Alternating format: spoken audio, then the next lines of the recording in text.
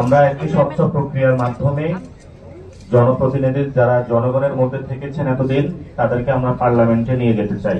শাপলাকলি মার্কাতে আমরা যে মানুষগুলোকে নিয়ে যাব তাদের সৎ, দক্ষ, যোগ্যতার যে যাচাই, এই ক্রাইটেরিয়াগুলোর ভিত্তিতে আমরা তাদেরকে সংসদে নিয়ে যেতে চাই। জুলাই সনদ এবং এই সংস্কার প্রক্রিয়া ঐক্যমত কমিশন থেকে এর আদেশ বাস্তবায়ন পর্যন্ত আমাদের একটা জার্নি ছিল। আমরা বলেছিলাম সংস্কার, বিচার, তারপর হলো নির্বাচন। সংস্কারের কার্যক্রম একটা প্রক্রিয়ায় গিয়েছে। এখন আমাদের রাজনৈতিক দলগুলোর উপরে এটা বাস্তবায়ন কিভাবে আমরা করব তাদের কমিটমেন্টের ইস্যু। এবং বিচারের জায়গায় শেখ হাসিনার রায় হয়েছে। আমরা গতকালকে মিছিল করেছিলাম যে তার রায়টা যেটা হয়েছে এটা বাস্তবায়ন প্রক্রিয়া সরকারকে যাওয়ার জন্য। আমরা এই দুইটা প্রক্রিয়া শেষ করে আমরা ইলেকশন প্রসেসে যাচ্ছি। আমরা যে কমিটমেন্টটা দিয়েছিলাম সেই কমিটমেন্টটাই আমরা রেখেছি। আগামীতে ইনশাআল্লাহ সংসদে গিয়ে জনগণকে যে কমিটমেন্ট গুলো এই সংসদ পর্যন্ত আমরা দিব সেগুলো ইনশাআল্লাহ বাস্তবায়ন করার প্রচেষ্টা চালাবো।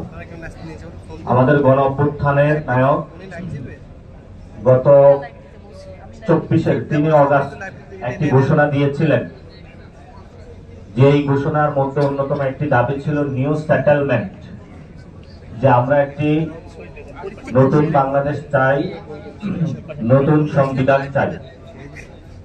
সেই দাবির জন্য, বাস্তবায়নের জন্য এবং আমাদের যে চলমান ইস্যুগুলো রয়েছে সংস্কার প্রক্রিয়াটা বাস্তবায়ন করার জন্য যারা লুটেরা ছিল, যারা খুন করেছিল, গুম করেছিল, তাদের বিচার নিশ্চিত করার জন্য গণ অভ্যুত্থানের যে স্পিরিট রয়েছে, যারা এটাকে ধারণ করে তাদেরকে আমরা পার্লামেন্টে পাঠানোর জন্য জাতীয় নাগরিক পার্টির গণতান্ত্রিক প্রক্রিয়ায় এই আয়োজনগুলো আমাদের শুরু হচ্ছে।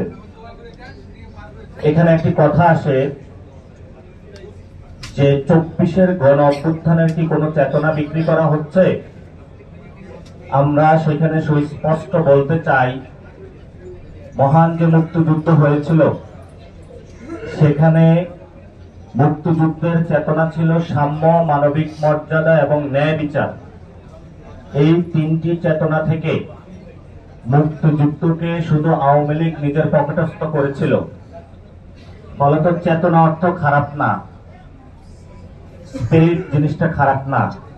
যদি সাম্য, মানবিক মর্যাদা এবং ন্যায় বিচারের ভিত্তিতে একটি দেশ আমরা গড়তে পারতাম, তাহলে আজকে 2024-এ এসে আমাদের 2022 শহীদ হতো না।